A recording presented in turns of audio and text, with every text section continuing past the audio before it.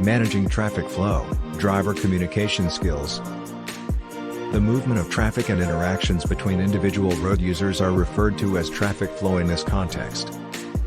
In a perfect world, traffic would move steadily and orderly so that the most number of drivers may pass along a section of road in the least amount of time. The layout of a road, traffic laws, and traffic control equipment are all intended to keep traffic moving quickly, safely, and smoothly.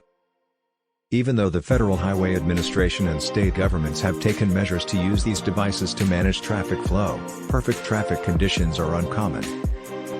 Because each driver of each car on the road has free will and a distinct driving style, things do not always go as smoothly as they need to.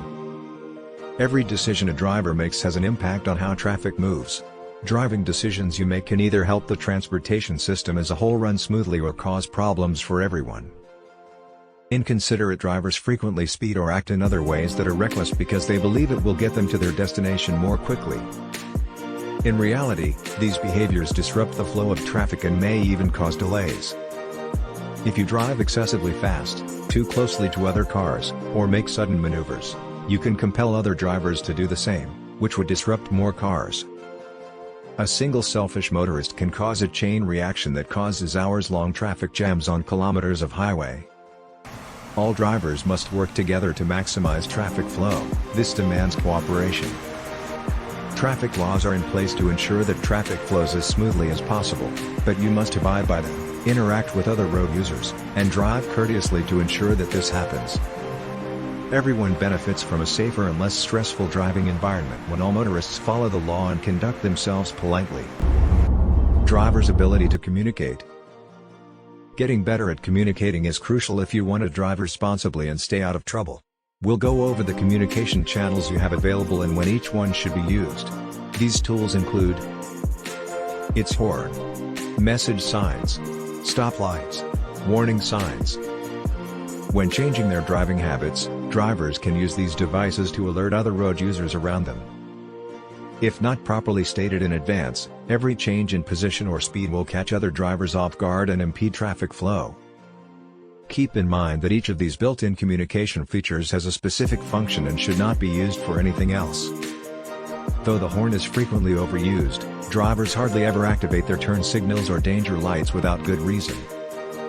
By startling other cars and maybe causing them to swerve, halt, or take some other action that negatively impacts the vehicles around, honking your horn can frequently cause more harm than good. Never blow your horn too often. Drive with consideration.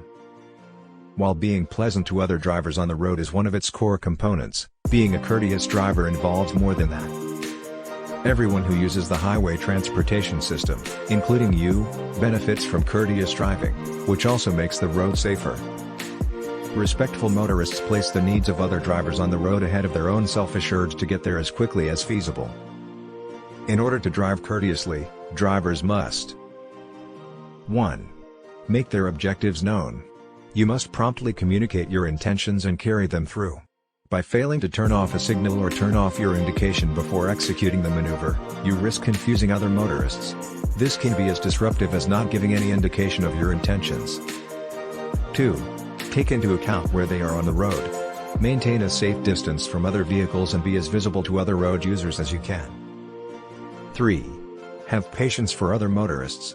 Drivers who are learning to drive and senior citizens tend to drive more cautiously than other drivers.